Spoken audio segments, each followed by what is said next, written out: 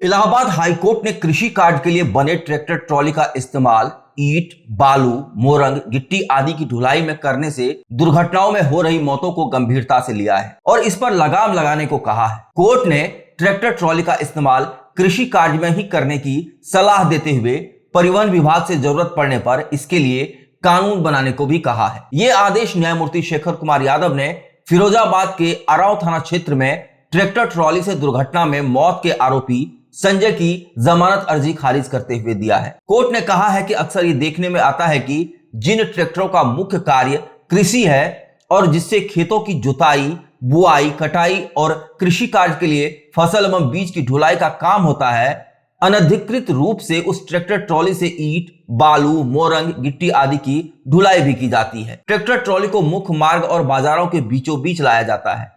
Tractor की trolley काफी बड़ी होती है जिससे बाजारों में आवागमन में काफी परेशानी होती है और अक्सर इससे दुर्घटनाएं भी होती रहती है और जान चली जाती है। ट्रैक्टर की ट्रॉली की बनावट इस प्रकार की होती है कि उसे खेत में ही चलाया जा सकता है क्योंकि ट्रैक्टर आगे से बहुत छोटा होता है और उसके पीछे लगी ट्रॉली ट्रैक्टर से 4 गुनी बड़ी होती है।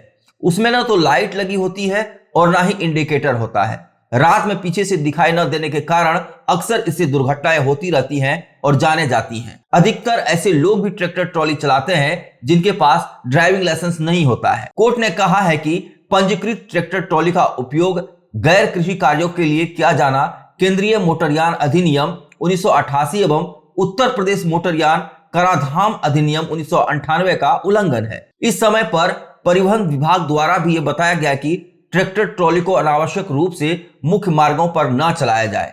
ऐसे में परिवहन विभाग से अपेक्षा की जाती है कि इस प्रकार के अनाधिकृत ट्रैक्टर ट्रॉलियों पर अंकुश लगाए ताकि ट्रैक्टर ट्रॉली से होने वाली दुर्घटना और मृत्यु को बचाया जा सके। देखिए ये एक मैटर फिरोजाबाद से एराइज आउट होकर माननीय उच्च न्यायालय तक ट्रेवल किया। एक प्लेन रोड एक्सीडेंट का मैटर था जिसमें मेरिट की बात मैं नहीं करूंगा और ये जुडिशियल ऑर्डर है माननीय उच्च न्यायालय को, उसमें भी कोई कमेंट मैं ना करते हुए इस पक्ष पे जरूर बताना चाहूँगा कि जमानत स्वीकार करना, निरस्त करना माननीय उच्च न्यायालय और माननीय न्यायाधीश महोदय का अपना विचार है, उनकी वो है।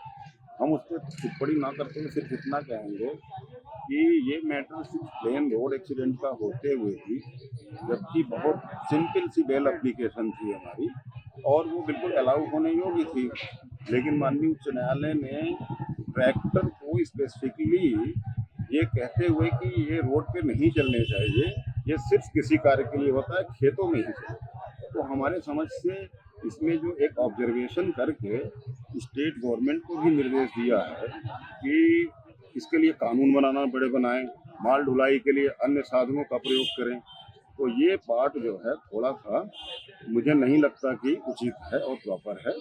तो इस पार्ट को मैं और इस जमानत याचिका के माध्यम से जो निरस्त हुई है, इसको लेकर के मैं माननीय उच्चतम न्यायालय की तरफ जाने की अपने क्लाइंट को सलाह दूंगा, क्योंकि ये मामला एक तरफ से बहुत बड़े वर्ग को, भारतीय जो समाज है ये कृषि प्रधान समाज है, यहाँ पे सरकार जो है कृषि पे सब्सिडी देते हुए ट्रैक्टर्स का रोड टैक्स माफ करके उनको कहती कि आप अपना मंडी में सामान बेचें और आप जो खेतों की कृषि कार्यों में जो भी चीज़ें होती हैं उसके लिए कर सकते हैं आप उसको।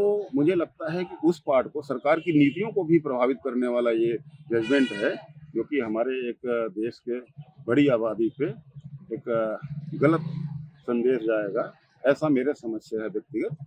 अदरवाइज ये जुडिशियल ऑर्डर है, माननीय उच्च न्यायालय का आदेश है, मैं इसका पूरा सम्मान करता हूँ। ऐसे कोर्ट ने क्या ऑर्डर दिया, मुख्य रूप से कोर्ट के क्या बिंदु थे?